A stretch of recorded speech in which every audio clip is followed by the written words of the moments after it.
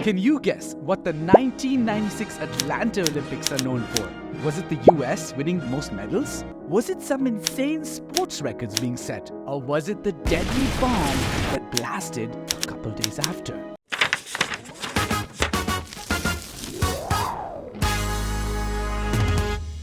Welcome to July 27th, the infamous anniversary of the shocking and mysterious 1996 Centennial Olympic Park Bombing. In this adventure, we are going to uncover the secrets behind the reasons of the bombing, who the culprits were there any rats in the system, and also what survivors of the bombing have to say. All this right after you smash the like button for the YouTube algorithm gods. Seriously, it helps push the video out to more people.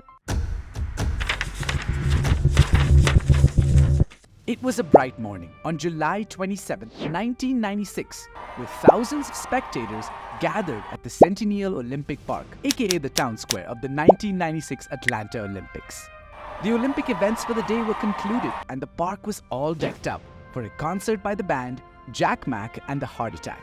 Colleen Williams, the NBC LA anchor, describes it as it was so exciting. There was a feeling in the air because it was one of the first Olympics we'd done in the States. It was crowded everywhere and they had built this whole park that was dedicated to the Olympics.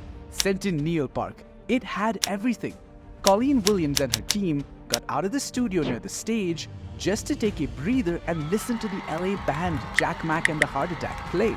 They were all sitting outside and enjoying, and suddenly there was a loud explosion. An explosion that literally moved you back off your feet. It was loud and literally shook you. Everybody was immediately being guided by the police to clear the area and move towards a safer zone. There were just swarms of people running away from the site with faces of shock and blood smeared on their clothes and limbs. Nobody knew if there were going to be more bombs. Let's rewind a couple minutes back and move away from the bombing zone. During the concert, about 20 minutes before the bomb went off, FBI agent David Woody Johnson was informed about a 911 warning call about a bomb that will go off in 30 minutes at the park. At the same time, one of the security guards at the park, Richard Jewell, discovered the bag underneath a bench. He immediately suspected something fishy and alerted the Georgia Bureau of Investigation. Tom Davis from the Bureau called in a bomb squad, the ATF, and the FBI. Jewell and his team members began clearing the area so the bomb squad could investigate ASAP. But 2 to 3 minutes into the evacuation, and boom, the bomb went off just before all the spectators could leave. More than 100 people were severely injured, and Alice Hawthorne and a media cameraman, Millie Uzunyol, were killed in the bombing. Eric Robert Rudolph, also known as the Olympic Park Bomber, is an American domestic terrorist. The Centennial Olympic Park bombing was his first, but it wasn't his last.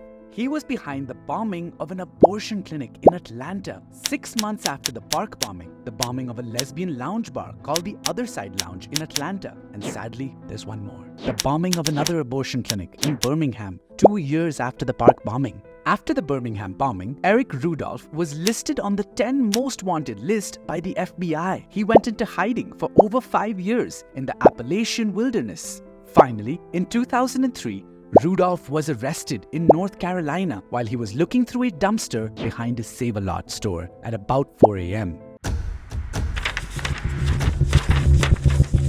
Eric Rudolph openly admits that he was fighting against the ideas of socialism and abortion on demand through his acts. Even upon his arrest, he entered an agreement with the FBI to reveal all his hiding places in exchange for avoiding the death penalty. And after every crime movie that I've watched, I know that he's going to be sentenced at the end of it all because such actions have gory consequences. He revealed his hiding spots and the FBI recovered 250 pounds of dynamite. Finally, the court reduced his sentence from 4 consecutive life terms to 2 consecutive life terms without parole. I'm sure he isn't happy about the reduction though. Sinister minds deserve sinister punishments. That's the only way we can build a safer world. Speaking of sinister minds, do you really want to know what Hitler wrote in his Mein Kampf? What were all his dark thoughts and ideologies? Why did he believe it? And why did the world make his Mein Kampf a bestseller? Check out this next video to learn all about it. Don't forget to subscribe to Behind the Date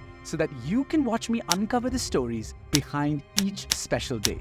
I'm off to see why the Mein Kampf became a bestseller even after getting banned.